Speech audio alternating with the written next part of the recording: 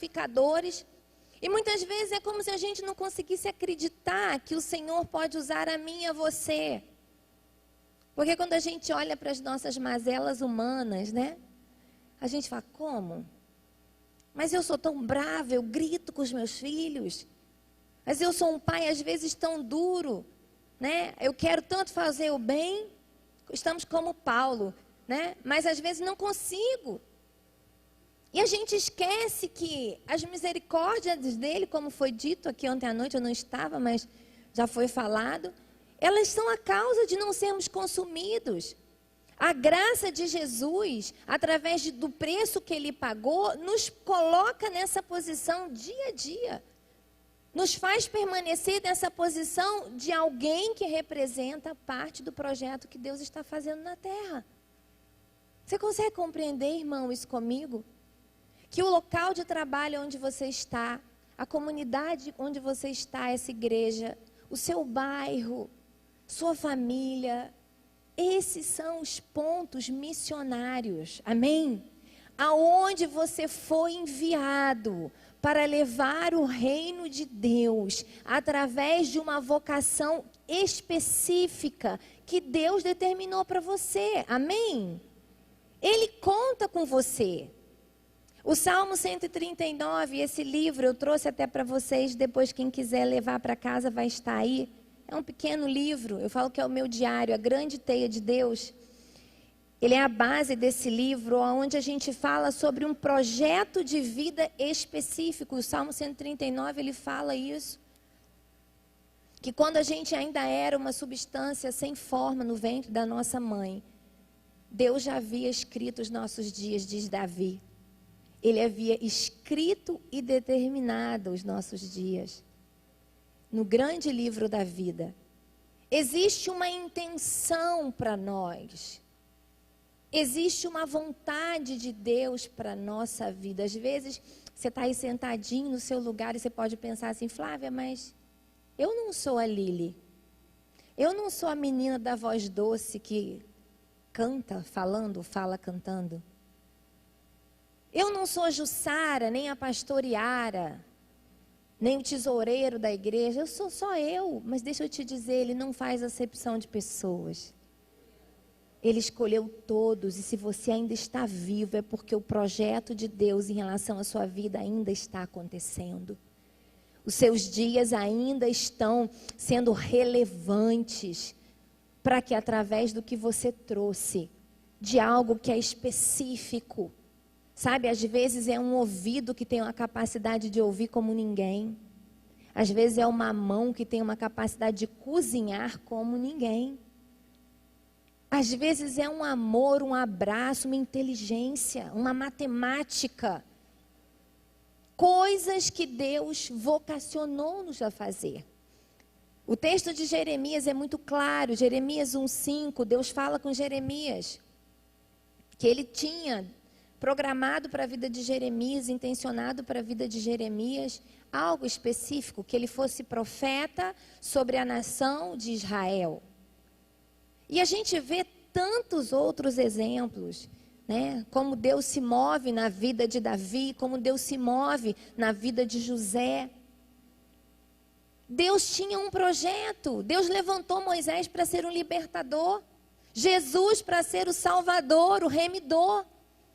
E da mesma forma, Deus se move com algo para realizar na nossa vida. No meu espírito, eu não consigo ainda acreditar que você acredita no que eu estou falando. Mas eu quero te dizer, não é a Flávia que está falando. É a palavra de Deus. Amém? A palavra do Deus que você serve, ao qual você vem, se reúne aos domingos, nas reuniões de semana. Ela que diz isso, que Deus ele tem algo para você.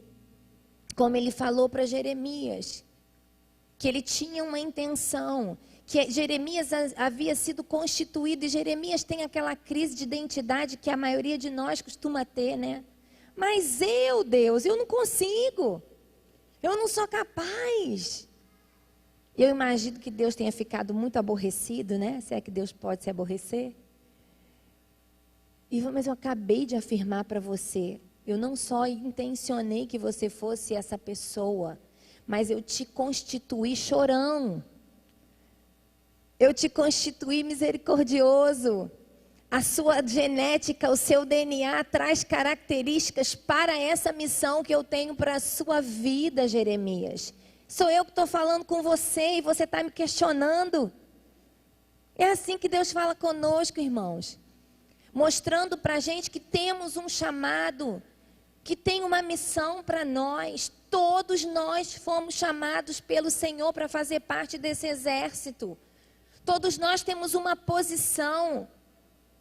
Se é na frente da batalha, se é preparando as armaduras, se é alimentando o exército, todos nós estamos posicionados pelo Senhor, que faz tudo como um grande projetista, que tem intenções para nós. Não nos tira a nossa liberdade de decidir, de escolher, de responder, mas Ele nos convoca a entendermos nessa manhã que existe um plano. E que esse plano ele só pode ser conhecido, como diz o Salmo 25, dos versículos 12 a 14. Porque é Ele quem vai nos instruir no caminho que a gente deve seguir. Ele trará prosperidade sobre nós, sobre a nossa descendência, e aos íntimos Ele nos fará conhecer os seus segredos. Esse projeto específico que Deus tem, só se revela numa vida de intimidade, numa vida de relacionamento com as coisas mais básicas da vida cristã, e que a igreja tem abandonado. Não vocês. Amém? Mas muitas por aí, que é o quê? Oração e palavra, vida devocional. Aquilo que manteve grandes homens e mulheres ao longo de gerações de pé, ouvindo o direcionamento específico de Deus. Deus nos chama nessa manhã a voltar para essas coisas, que mantém a nossa vida quando o dia mau chega. Como o texto de Romanos 8 que foi cantado aqui, uma âncora para a nossa alma, o texto escrito por Paulo, que nada nos separa do amor de Deus, mas na verdade, na prática, muitos de nós temos sido abalados, temos sido engolidos pela nossa alma, pelo adoecimento da alma, pelo adoecimento da identidade. E por que isso está acontecendo? Porque está faltando comer a palavra viva. Está faltando uma vida diária, onde você separa um tempo para você ouvir a voz de Deus através da palavra lida. E para você poder falar para Deus, como Filipenses 4 fala, através de oração, súplica e ação de graça, aquilo que vai no seu coração, as questões que envolvem a sua vida familiar, sua vida interior, sua vida financeira, a vida dos seus filhos. Então Deus tem um plano, tem sim, como tinha para Jeremias, como tinha para Davi, para Esther. Existe uma intenção de Deus com a gente, uma vocação a ser cumprida, mas isso só vai acontecer. A gente só vai se alinhar à vontade de Deus e parar de ficar rodando como órfãos na nossa identidade cristã, quando nós voltarmos para as coisas simples. Lermos a palavra. Sabe o que é a vida devocional? Vou te dar uma dica se você não tem o hábito de fazer. Você pode escolher comprar um livro devocional. Cada dia da semana tem ali um texto com uma base bíblica. Você vai separar um tempo. E você vai ler aquilo, e você vai poder estudar aquele versículo na sua Bíblia, buscar nos comentários da Bíblia outros versículos que fazem referência, e orar, aquele tempo onde você vai orar, falar com Deus. Amém? Está faltando isso, irmãos. Tempos onde a gente também pode fazer, Flávia, não tem como comprar no devocional, escolha os livros da Bíblia, faça a leitura bíblica. Hoje em dia tem gratuitamente na internet formas de você estudar a Bíblia e ali Deus se manifesta. Eu não sei quantos de vocês têm testemunhos para contar sobre isso, como que Deus fala. Ele te dá estratégia, Ele te dá a solução, Ele vem com a sabedoria para aquelas questões que você precisa resolver. É preciso que voltemos a ter os nossos momentos de intercessão e oração. Sabe, irmãos, aqui na igreja é fundamental fazer isso, mas dentro da nossa casa Quantos viram o filme Quarto de Guerra? Levanta sua mão para eu ver. Glória a Deus. Nós precisamos ter o nosso quarto de guerra, o nosso livro de guerra, o nosso dia que a gente para fazer isso. Na minha vida devocional, tem 2 vezes na minha semana que eu entro no meu quarto de guerra. Que na verdade eu não tenho esse espaço, mas eu tenho um caderno que é onde eu coloco as causas. Se é doença de algum amigo, se é a vida de um filho. E eu oro pelo propósito de Deus na vida da minha família, pelo que Deus tem. E vou colocando ali todas as causas. Gente, como é precioso vermos que Deus responde orações. Amém? Deus responde. E quando Ele responde, é aquilo que Deus diz em Romanos 5, que a tribulação tem por fim gerar em nós esperança. Porque ela promove perseverança, a perseverança uma experiência, a experiência esperança. E aí a gente pode crescer e ter condição no dia mau, no dia da dor, no dia da dificuldade, no dia da tribulação, de lembrar que a gente tem um Deus que nada nos separa do amor dele. Nem morte, nem a pior das enfermidades. É como se o Senhor estivesse nos chamando a coisa mais simples, mas que é o tudo, que é a vida com Ele. Que é entendermos que mais do que trabalharmos para ter recurso, trabalharmos para ter uma boa família, trabalharmos para ter saúde, enfim, todas essas coisas, né? Nós trabalhamos por um projeto que é muito maior, que é o projeto de Deus, que é trazer a cultura de Deus à terra, que é implantar o reino de Deus a começar no nosso interior, nas nossas decisões, nas nossas atitudes. Ontem à noite eu estive no retiro de mulheres da igreja IEBV e nós conversávamos sobre essa capacidade de parecermos com Cristo.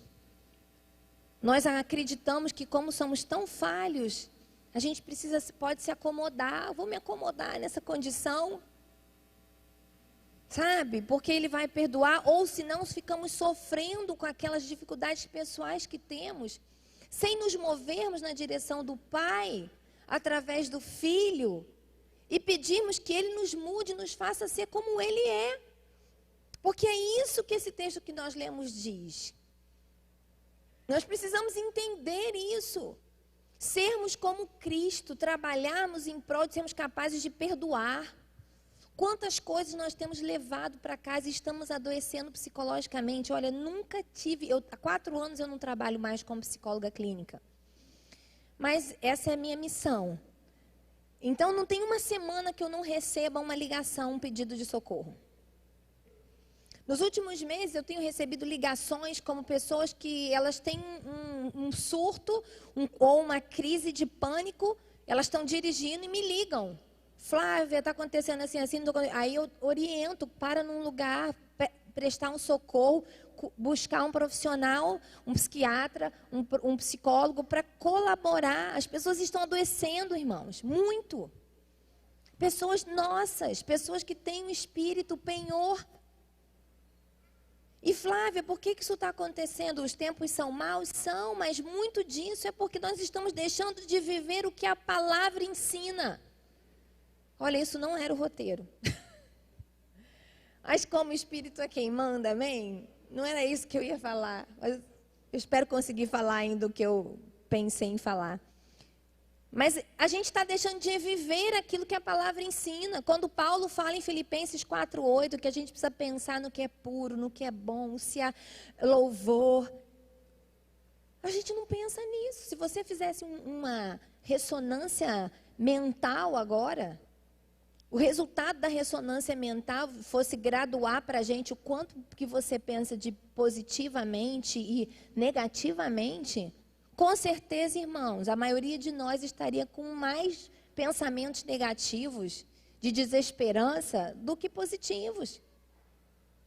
Por que isso está acontecendo? Porque os dias são maus? Sim, mas a palavra diz que a gente precisa pensar o que é bom. Os dias são maus, mas eu preciso exercitar, pensar o que a palavra diz, que a esperança, Jeremias 29:11 diz que há esperança e um futuro para mim. Amém? Ele tem planos de paz para a minha vida. Pode ser o pior diagnóstico. Eu vou ter bom ânimo, como Jesus disse em Mateus 16:33, porque o mundo tem aflição, mas eu venci, tem de bom ânimo. Então eu vou trabalhar para resolver, mas eu vou cultivar uma mentalidade de bons pensamentos, de esperança, porque o meu reino não é desse mundo. Eu represento um rei que já venceu, amém? Essa carta de Paulo à igreja de Roma, capítulo 8, eu amo essa carta. E ali, Paulo ele descreve para nós esse local de pensar, de colocar a nossa alma, de nos garantir que não precisa ter desespero. Por que não precisa? Porque já foi tudo resolvido, Jesus já pagou o preço, ele já venceu.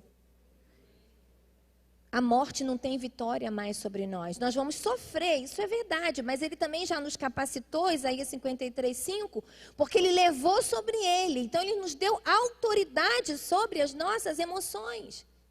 Eu tenho uma história emocional, irmão. Se você levar o livro ou já me ouviu falando em algum lugar, eu sempre conto um pouco sobre essa minha história de questões na minha alma. Eu tive quadros como que depressivos ao longo da minha vida, em períodos. Coisas difíceis emocionalmente, de sentir aquele dia cinza, aquele buraco na alma, falta de energia, em alguns momentos ansiedade excessiva.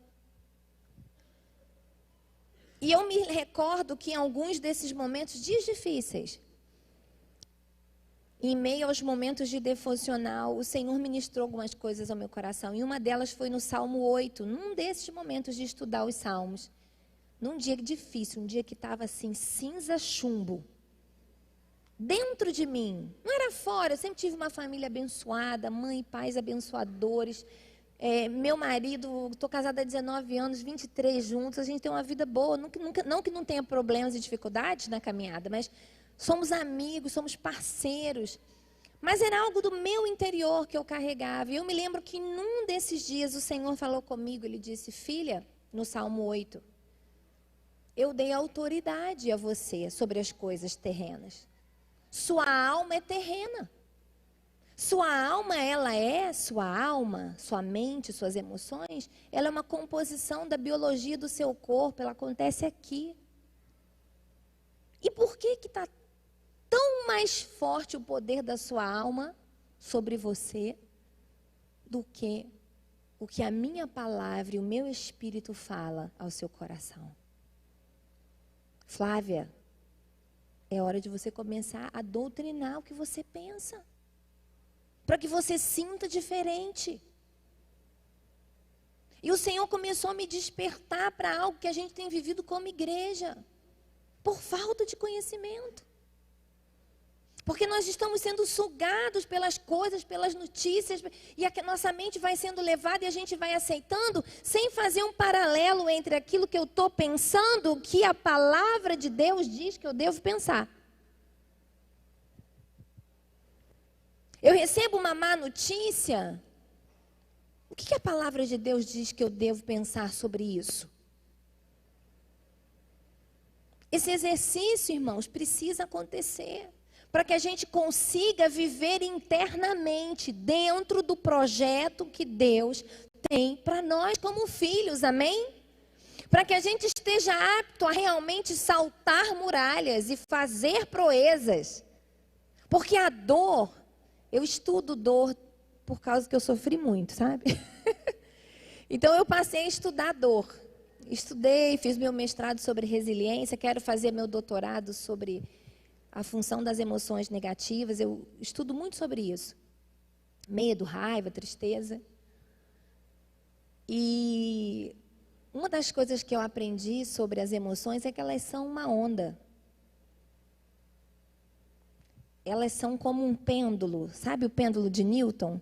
Tem as bolinhas, né? A bolinha de cá é o seu pensamento, a bolinha de cá é o seu comportamento e a emoção está aqui no meio. Eu não consigo mudar o que eu sinto, eu consigo mudar o que eu penso e o que eu faço. Romanos 12:2 fala sobre isso. Transformai-vos pela renovação do vosso pensamento. Se eu mudo o que eu penso, automaticamente é como a bolinha, né? Eu impacto o que eu sinto. Se eu mudo o que eu faço, eu vou impactar o que eu sinto. Então nós precisamos aprender que as emoções, elas são química. Ela vem como uma onda, mas ela passa. O destino nosso não é ser feliz, o destino nosso é cumprir o projeto que Deus tem para a nossa vida, amém? E fazendo isso, viveremos a plenitude, a felicidade que só o Espírito Santo dá. Porque o reino de Deus é o quê? Justiça, paz e alegria no Espírito Santo.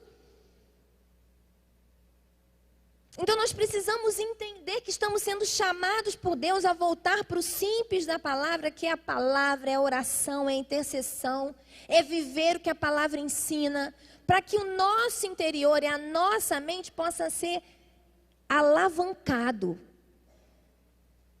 para uma vida no Espírito, onde o Espírito, ele sobrepuja, ele ordena, ele direciona a nossa alma e não ao contrário. Mas Flávia, você disse que veio falar sobre outra coisa. E o que na verdade o Senhor me trouxe aqui nessa manhã para compartilhar com os irmãos é sobre uma das grandes missões que nós temos como mães, como pais e como pessoas no projeto de Deus. Nós somos os guardiões do que Deus está fazendo na terra, amém? Se Deus tem um projeto, e esse projeto ele se realiza através das nossas vidas, uma das nossas grandes responsabilidades, da nossa grande missão, e que a gente precisa ter consciência que nessa manhã eu quero caminhar com vocês nos últimos minutos que eu tenho, para que a gente entenda essa missão.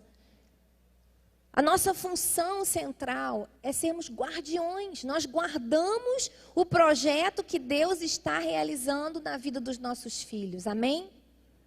Nós guardamos o projeto que está acontecendo na vida do nosso marido, da nossa esposa. Nós somos guardiões do projeto que Deus está realizando na primeira igreja batista em Vitória. Amém? Deus me colocou aqui, eu sou guardião desse projeto. É uma das grandes responsabilidades que nós temos. Quando Deus começou a ministrar sobre esse tema, do projeto, do propósito de Deus, da vocação, Deus começou a falar ao meu coração sobre essa missão que nós temos e a me mostrar na palavra como que grandes pais, grandes mentores fizeram o papel de guardar o projeto que crescia na vida daqueles que estavam perto deles. Isso é muito sério, irmãos. Essa semana eu fiz uma oração com o Senhor. E eu falei, Deus, eu tenho muitas coisas para realizar na minha vida. Às vezes, eu não sei se você é como eu eu sou uma pessoa eu gosto muito de trabalhar, de fazer, né? E às vezes o Senhor me puxa para, descansa, menina, tem que guardar o descanso. Às vezes eu me sinto como uma panela de pressão, assim, de tanta ideia, tanta coisa, quero mudar o mundo, desde pequena. Queria mudar o mundo, queria revolucionar. Queria gerar mudança na vida das pessoas. E essa semana eu falei, Senhor, se o Senhor precisar mexer em alguma coisa daquilo que tem para mim, em prol daquilo que os meus filhos serão, eis-me aqui. Porque mais importante para mim do que fazer doutorado, realizar isso, aquilo outro. Não que isso não seja de Deus, não que Deus não tenha esse projeto para nós, amém? Mas eu não quero perder o tempo, a hora, de guardar o que está crescendo na vida do Bernardo, do Heitor e do Davi. Isso é central. Porque os discípulos serão maiores do que o mestre, Jesus falou. E nós temos perto de nós. E nós precisamos orar por isso e nos posicionar. E nessa manhã eu quero convocar você nesse exército a tomar essa posição. Nós somos os guardiões. A imagem que Deus trazia à minha mente quando Ele começou a ministrar o meu coração sobre isso, era aquela imagem dos guerreiros, sabe? que guardavam aquele menino que nascia para ser o próximo guerreiro. E eles treinavam aquele menino, ele era protegido, ele era orientado, ele era ensinado. Para quê? Porque um dia ele iria assumir aquela posição. Ele precisaria se posicionar. E sempre tinha um guardião, não tinha? Aquela pessoa nos filmes, né? Que ficava protegendo, ele ficava monitorando o crescimento do guerreiro, do próximo guerreiro, para que ele vivesse o projeto que havia sido profetizado, designado para a vida daquele menino. E nós somos esses guardiões. Amém? Nós temos com a gente meninos. Se você não tem filhos, tem perto de você sobrinhos. Tem alguém perto de você e com aquela pessoa. A partir de hoje, em nome de Jesus, a minha oração é quando você olhar para alguém, você não vai mais olhar para Aparecida, para Joana, você vai olhar para o projeto de Deus que cresce na vida da Lili. Você vai olhar para o plano de Deus e a vocação que se desenvolve na vida da Joana, do Mário, do Pedro. E a minha convocação nessa manhã é fazer você conseguir perceber que o seu papel de guardião é fundamental. Sabe, nós não sabemos o que Deus tem. Eu não sei qual é o projeto que Deus tem para a vida dos meus filhos. Mas o Senhor já falou muitas coisas ao longo dos anos. Desde que eu estava grávida, Deus já ministrava ao nosso coração. Na escolha do nome, Deus já trazia coisas. Eu lembro que o nosso primeiro filho, Bernardo, né, o primogênito, ele vai fazer 15 anos em fevereiro do ano que vem. Quando nós engravidamos dele, Deus trazia muito sentimento de que aquele menino nasceria para ser alguém importante, alguém de decisão, com algum tipo de liderança. E ao longo da vida do Bernardo, de várias formas, Deus foi confirmando que há algo. E muito impressionante você ver a personalidade sendo formada, né? A gente brinca lá em casa que, na verdade brinca não, a gente diz para ele que existe uma palavra da vida dele que ele será como José. Um governador, um líder. E às vezes ele quer mandar em todo mundo. E o pai precisa falar, calma José, ainda não é chegada a sua hora. Vai chegar o tempo, mas ainda não é chegada a sua hora. Antes de você liderar, você tem que saber ser liderado. Mas ele é um organizador, ele é uma pessoa de resultado. Ele é um... Você olha, até a forma como ele administra dinheiro é parecida com José. Esses dias eu falei, filho, eu acho que você podia fazer a gestão financeira da nossa casa, porque você está melhor que o seu pai. Seu pai trabalha muito, eu sei gastar muito bem. Então, vem ajudar a gente. O do meio fala assim, mãe, Bernardo é impressionante. Você dá um dinheiro para ele, ele vai lá no mercado, ele compra aquilo e traz o troco. Eu gasto tudo. Eu falei, ai, me puxou. Porque nós trazemos no nosso DNA coisas que serão importantes para o projeto que Deus tem para a nossa vida, amém? É impressionante como isso acontece. E os nossos filhos que estão sobre a nossa responsabilidade, o nosso esposo, a nossa mulher, sabe? As pessoas que Deus colocou no seu radar, aonde você tem o poder de influenciar, aonde você tem o poder, eles são pessoas que você precisa entender e atuar como guardiões. E eu queria, existem muitas coisas para serem faladas sobre isso, mas existem 3 coisas que eu quero falar, porque nosso tempo já está caminhando. 3 aspectos da função de um guardião que eu queria trazer para você. O primeiro deles é o papel de orientar. Um guardião tem a função de orientar a criança, a pessoa. Às vezes você é um professor, né? Na escola, você é um guardião de muitos. E nós temos o papel de instruir, de orientar a criança no projeto que Deus tem para a vida dela. Ela precisa entender que a vida dela não é só fruto de um acontecimento biológico ou de um desejo seu, mas Deus tem um sonho, ainda que você não tenha ideia do que é, mas você sabe que Ele existe para trazer o reino de Deus à terra, amém? E você precisa encher o seu filho com essa clareza, esse senso de identidade, de pertencimento. Porque se nós não fizermos isso, o mundo vai fazer. Porque ele vai chegar na fase da adolescência, ele vai começar a querer clareza do quem eu sou. Sou a família ou sou meus amigos? Então, primeira função importantíssima de um guardião é ensina, Provérbios 22:8, um menino no caminho que deve seguir, até quando ele se tornar adulto, não se desviará dele. Flávio, o que é orientar? É pegar e falar assim, lê a Bíblia? Não, é você ler a Bíblia com ele. É você ser a Bíblia para ele. É você estar atento naqueles momentos onde as pequenas janelas da alma dele se abrem para você ensinar, para você implantar. Então você precisa instruir, falar. Filho, Deus tem um sonho para a sua vida. O Salmo 139 afirma que Deus tem um projeto. Quando você estava na minha barriga, Deus já sonhava com você. Ele escreveu um futuro lindo, é paz que Ele tem, é prosperidade. Deus precisa usar você na escola, filho. O nosso filho do meio, ele nasceu para ser um raio de luz. Ele é uma alegria. Heitorzinho, youtuber, músico, conciliador, tem 11 anos. Relações públicas do prédio, amigo de todos na escola. E quando nós percebemos que Heitor tinha essa característica, ele fala pelos cotovelos. Nós começamos a ministrar isso, Heitor. Já percebeu que você tem uma alegria surpreendente? Usa isso onde você estiver. Até que um dia Heitor chega, mãe, todo mundo subiu, você demorou a subir chegando da escola?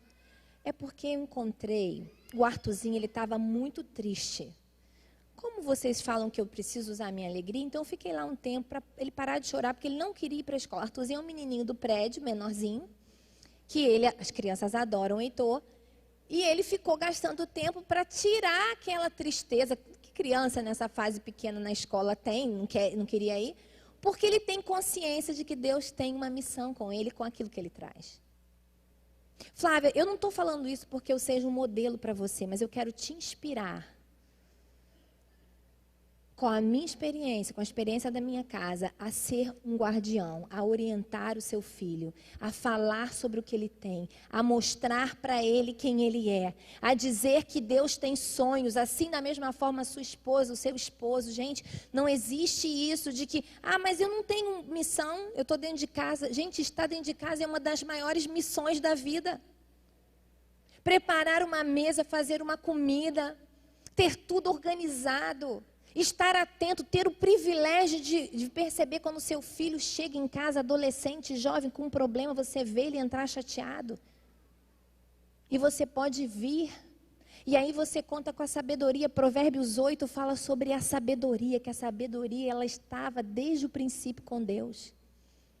A sabedoria como uma pessoa, a sabedoria como alguém que se apresenta, ser sábio. A sabedoria de Deus é a estratégia eficaz, é a informação aplicada de maneira exata, orientada por Deus. Então nós precisamos entrar nessa atmosfera, irmãos, de nos posicionarmos como orientadores, orientando os nossos filhos sobre o destino, sobre o propósito, sobre o que Deus tem. Dando a eles um senso de valor, e muitas vezes isso é difícil porque nós mesmos não temos. Nós mesmos não desenvolvemos isso. Nós vivemos em ambientes onde não se foi ensinado isso para a gente, mas você tem crescido num tempo onde você tem liberdade de estudar a palavra de Deus, de ser ministrado de várias formas, como diz Oséias 4:6, que o povo padece porque não conhece, mas Jesus tem trazido liberdade através do conhecimento que está farto na igreja. Esse final de semana vocês tiveram várias ministrações. Quanta coisa Deus trouxe para poder renovar, para poder ativar o seu papel no chamado que Ele tem para você. Amém? Então tenha essa clareza, essa consciência. Mas Flávia, eu não sei como fazer. Ele vai te dizer, Ele vai te instruir o caminho que você deve seguir. Eu só queria que o seu coração conseguisse se encher de alegria com essa responsabilidade. De ser um guardião. Ao invés de reclamar pelo que você tem que fazer, fique feliz por ser a pessoa que pode fazer isso. Que pode cuidar do marido, que pode cuidar da esposa, que pode investir num sonho. Que o Senhor nos ajude a sair do nosso umbigo. De acharmos que a nossa vida existe só para dentro de casa. A nossa vida é para dentro de casa, é para a igreja, é para a sociedade. A nossa família representa uma parte do projeto de Deus, amém? Deus nos coloca num prédio, irmãos, não é à toa não, a gente tem que estar atento nisso. Numa comunidade, numa vizinhança. Teve um tempo que no nosso prédio eu brincava, né? Que a gente nunca conseguia estar atuante nas festas da comunidade, lá do meu prédio, onde a gente mora já há 9 anos. Mas todas as vezes que alguém tem um problema, nós estamos lá. Então entenda o propósito que Deus tem. Às vezes seu propósito ali é ser alguém que vai levar a esperança, que vai levar a intercessão, que vai levar a oração. Sabe, a gente não pode viver uma vida como entra e sai e tem... Não, aonde eu estou, Senhor? Qual é a minha missão aqui? O que o Senhor quer comigo aqui? Estou aqui na fila do banco, o que o Senhor quer comigo aqui? Ontem eu entrei no Uber para ir para o local do evento, era 50 minutos da minha casa.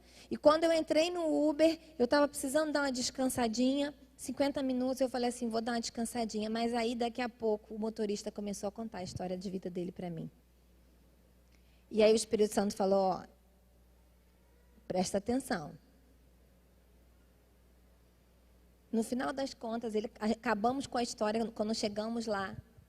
E Deus deu oportunidade, eu dei um livro para ele, dei uma palavra para ele sobre o propósito de Deus na vida dele. E a gente precisa estar atento a isso.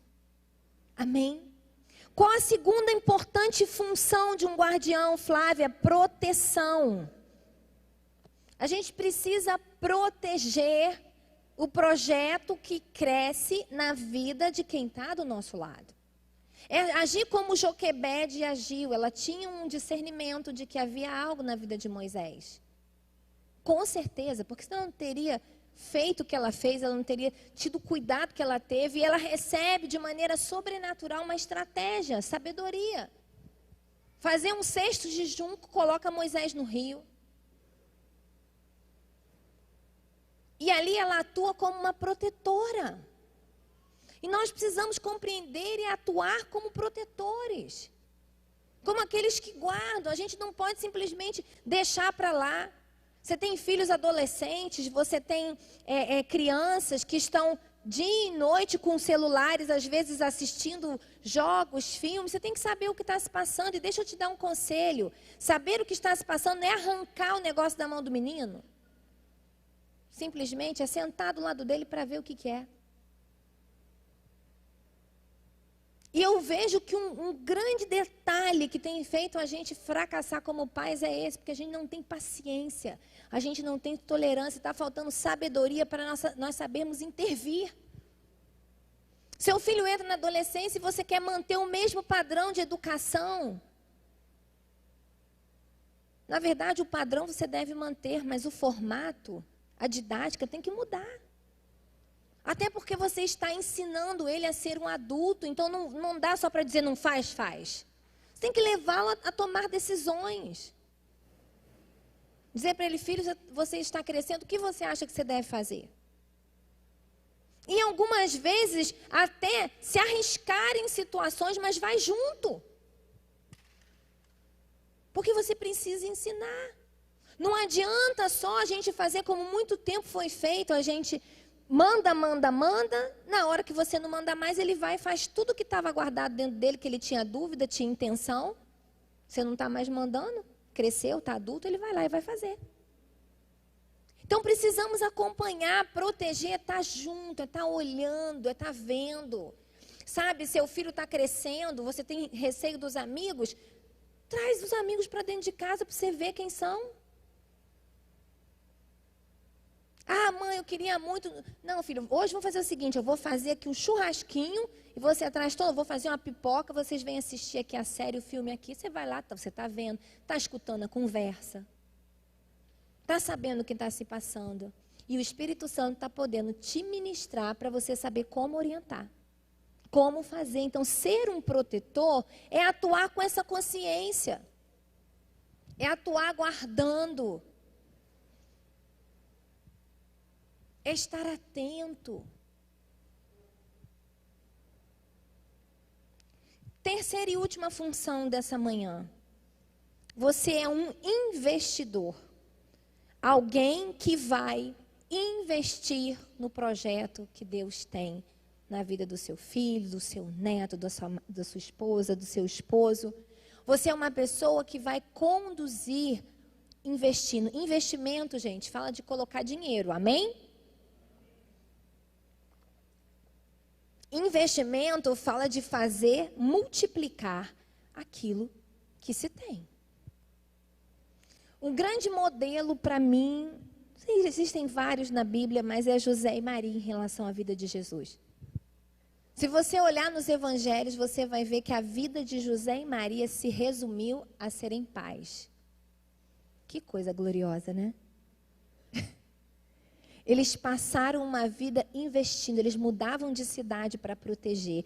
Eles faziam todo o movimento com Jesus. Até a morte de Jesus, Maria estava ali, fazendo o quê? Cumprindo o propósito de uma guardiã. Jesus não foi nem um sonho dela, porque foi um sonho de Deus que caiu nela. Foi um sonho de Deus para ela, não era sonho dela. E ela acolhe com responsabilidade, ela passa a vida dela investindo tempo, investindo energia, investindo o que eles tinham para formar Jesus, amém? E é lindo, porque durante 30 anos Jesus é preparado, o pai ensina, ele assume a profissão do pai, um carpinteiro. E dos 30 aos 33 anos, Jesus ele cumpre o chamado, que era vir ao mundo. Carregar o peso do pecado de toda a humanidade, sem pecado algum. Morrer na cruz e ressuscitar, para que a gente tivesse direito a crer e confiar que existem coisas lindas de Deus para nós, amém? É lindo quando Jesus diz em João 4,34, a minha comida é fazer a vontade de Deus e completar a sua obra. Aquilo que alimentava Jesus era saber que o que ele estava vivendo, os dias dele, estavam realizando a vontade de Deus. E quando ele morre na cruz, ele declara, está consumado.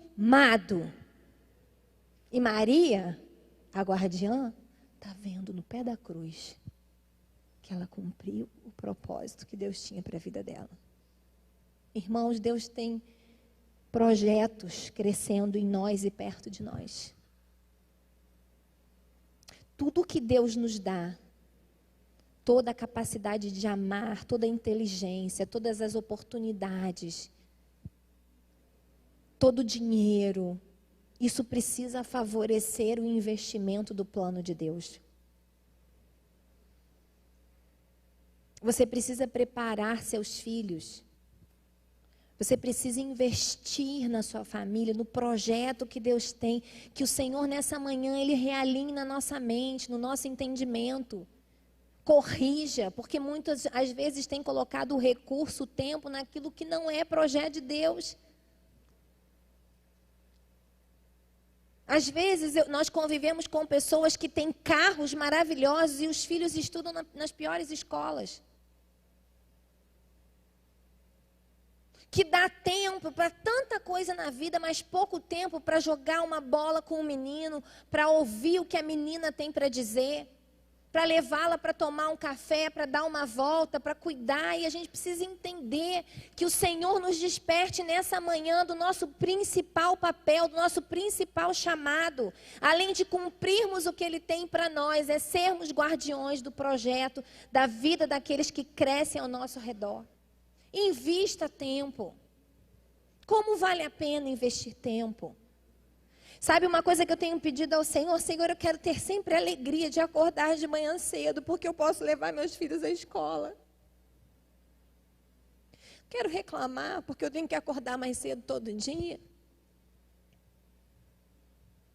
Porque final de semana, quando tem jogo de campeonato, desde os 5 anos e meio de idade, não, Senhor, eu quero ser como Maria, quero ser como José, eu quero viver a minha vida para favorecer o plano do Senhor na vida dos meus filhos. Como isso é precioso, isso é plenitude de vida.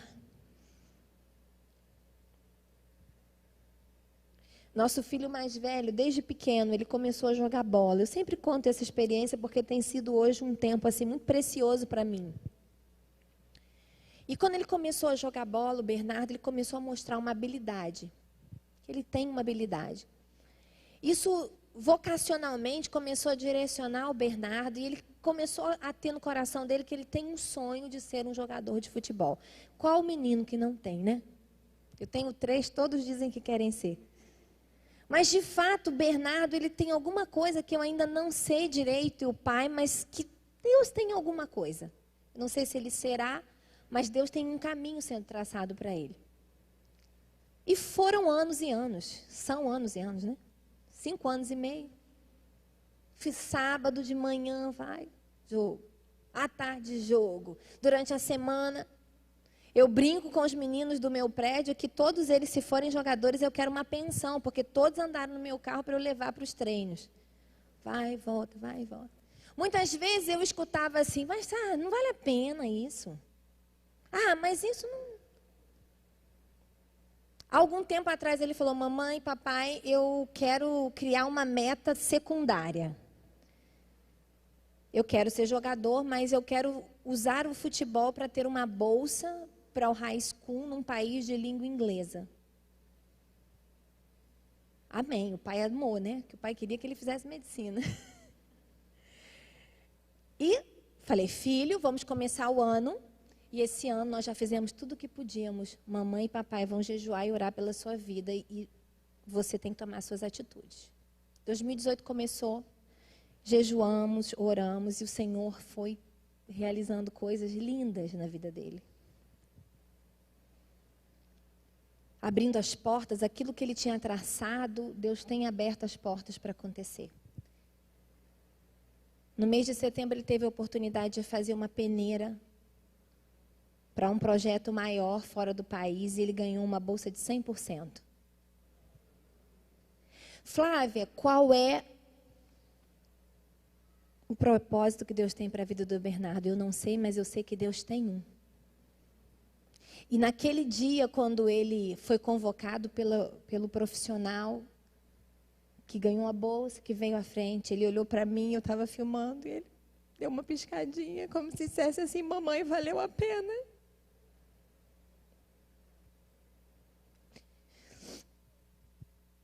Eu não sei o que Deus vai fazer, isso um pouco importa. Mas o que eu sei é que vale muito a pena você investir no tesouro que Ele te entregou. Vale a pena você abrir mão de coisas para você. E o meu sonho no final dessa manhã, no final dessa conferência, é que você voltasse para a sua casa e que a partir de hoje os seus olhos sejam abertos para um discernimento do que realmente é importante em cada instante da sua vida.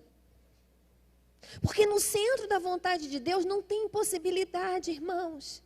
Jó disse, não há impossíveis para os propósitos do Senhor. Não há, Deus faz. Ele move os céus, Ele move montanhas, Ele traz. Ele leva. Mas nós precisamos entender que existe uma vontade, Ele está realizando a sua vontade, que nós somos aqueles que movemos na terra a sua vontade. Em Cristo, através do Espírito Santo. E também somos aqueles que guardamos o plano de Deus na vida de quem está perto de nós. Há algo em mim que precisa sair para o meu filho, para o meu marido. Eu tenho uma responsabilidade. Mas eu já fui capacitado para isso. Você não precisa ser um psicólogo, você não precisa ser um pastor. Você já é o pai e a mãe que Ele escolheu. E você precisa confiar nisso. Se seu filho está perdido no mundão, eu quero te convocar nessa manhã a se posicionar e lembrar que antes de ser seu, ele já era plano do Senhor. E você travar um plano de oração, pagar um preço, orar, e o Senhor vai mover céus e terras. E ainda que você não viva para ver, as suas orações alcançarão a vida do seu filho. Quero te convidar a ficar de pé. Queria convidar o pessoal da música. E eu quero fazer um apelo antes de terminar.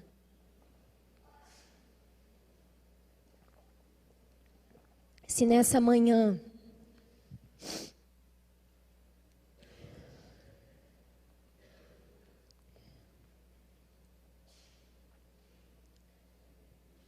o Espírito de Deus, ele trouxe alguma revelação, um entendimento, uma clareza ao teu coração, algo realmente que te dá um direcionamento, e você quer trazer isso ao altar,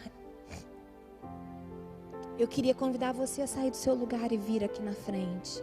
Eu quero orar por você, com você, consagrando as nossas vidas como guardiões nessa manhã. Talvez você não seja mãe, você seja filha, você seja uma estudante na faculdade, uma menina ou um menino na escola. Você também é um guardião. Daqueles colegas que estão ali, Deus tem uma função, uma missão para você na vida deles. Se você se sente chamado nessa manhã pelo Espírito de Deus, quero te convidar a vir aqui na frente. O texto de João 10:10 diz que o ladrão, ele vem somente para matar, roubar e destruir. Mas eu, Jesus diz, eu vim para que vocês tenham vida e a tenham em abundância. Orientar, proteger, investir.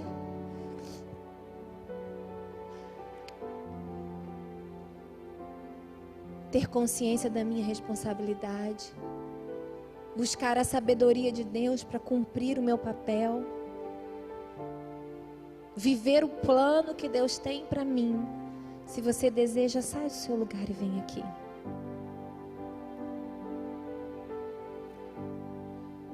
Venha tomar posição nessa manhã.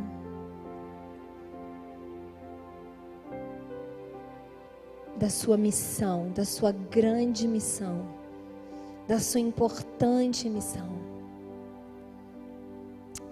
Senhor, em nome de Jesus, nós queremos te louvar por essa conferência. Te louvar porque em tudo a tua vontade, ela é maior, e o Senhor quis essa conferência. O Senhor trouxe as pessoas que estiveram aqui. O Senhor falou do jeito que o Senhor queria falar. Cada momento, cada dia, cada louvor, cada canção. E agora nós queremos te dizer, Deus, obrigada. Porque o Senhor não nos deixa órfãos. O Senhor não nos deixa, Senhor, abandonados.